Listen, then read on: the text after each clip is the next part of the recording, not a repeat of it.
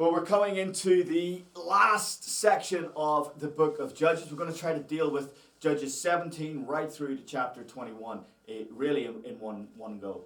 Now, as you read through those last 5 chapters of the book of Judges, you will be struck by just how horrific it is in terms of just telling the story. Two stories that are traced through these chapters that just give you a sense of what's going on in the book of Judges and what's going on in the society at the time of the Judges, or as that time begins to come to a close. Now, it's not the only thing that's going on. Remember, there are guys like Boaz and stories like the story of Ruth going on at the same time. But those stand out in even starker relief when you're aware of the darkness of the background against which those stories are enacted. It's just the way in which the whole situation is deteriorating and degenerating. As you read through these chapters, it is some of the most horrific literature that you will ever read, not just in the Bible, but actually anywhere. And there's no happy ending, at least not in the book of Judges itself. There's only genocide and slaughter and rape and abuse and cruelty and deception and theft and civil war. You know, it's traumatic to read through this stuff. And you know, I was going to say the climax of the book is the state-sponsored abduction and forced marriage of 600 young women. It's just unrelentingly bleak and horrible. It's gut-wrenching to read through these chapters of the Bible. And here's the thing, though, in some ways it horrifies us. We might even find ourselves asking, what is this doing in the Bible? How does this belong in the Word of God? But actually, when you stop and think about it, there's nothing new about what we are reading there. In a sense, it wouldn't be news even today. It's the reality of life in a cursed world. A world that is characterized by lawlessness and brutality, and a callous disregard for human life and dignity. That sort of thing is going on in the world all the time. It's just that we choose to ignore it or remain ignorant of it. We might encounter the tip of the iceberg, as it were, as we follow news cycles. But this is the world we live in. Now, we've been following the cycle of the book of Judges that was laid out for us in chapter 2. Now, we began to see, as we read through the story of Samson, that cycle was really breaking down. Here, it's completely absent. Here it has totally disintegrated. It's as if the reality of human sin has become so virulent that it can no longer be contained within the cycle that we've been following through the book. There is no peace in the land. God doesn't have to raise up a foreign power, as it were, to be an oppressor, to bring in against Israel. Israel's doing a perfectly good job of oppressing themselves. These chapters are riddled with civil war that leads almost to the extermination of one of the tribes of Israel. And Israel never cries out to the Lord. At no point does anyone say, you know, guys, this doesn't feel right to me.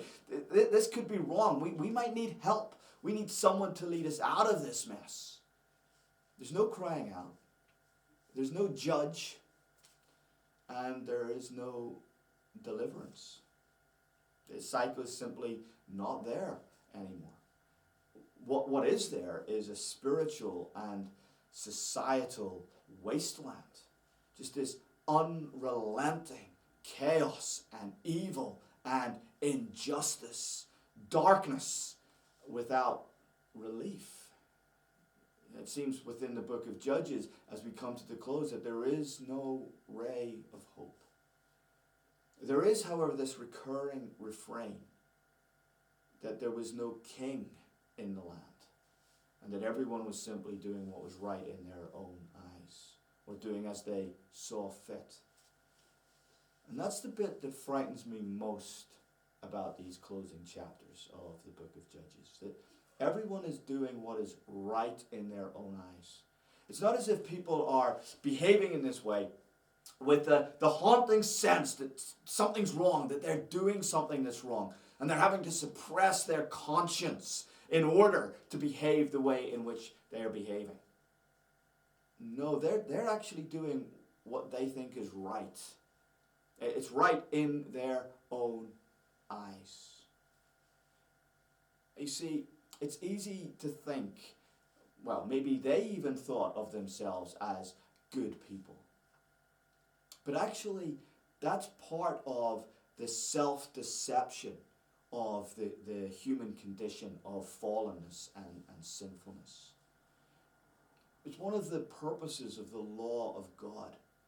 Romans chapter 3 verse 20, through the law we become conscious of sin. And without the law, actually we lose our consciousness of sin. We lose our consciousness of what is right and what is wrong. And so you end up with stuff going on like you're reading in Judges 17 through to 21. But the people involved think that what they are doing is right. It's not right. There is nothing in this situation that is right. There's a complete absence of right. And that's because, actually, as you read through these closing chapters of Judges, there's a complete absence of God. No one is crying out to God. God isn't involved in the situation, as it were. In fact, it's a bit like, you remember when we were looking at Samson, and I was suggesting that Samson is a parable, a warning for all of Israel. And that the tragedy of Samson is that he's in a state where the Lord leaves him and he doesn't even realize. Well, I think that prophecy that has been fulfilled, that warning has come to pass. The Lord has left Israel and Israel doesn't even know. But this is what humanity looks like when the Lord steps back, when the Lord hands us over. This is what humanity looks like when God's restraining hand against human sin is lifted. This is what humanity looks like when there is no judge, when there is no deliverer. It's a total state of anarchy, lawlessness, confusion, where people live the way you see them living in Judges 17 through to 21, but they think that is a right and good way to live.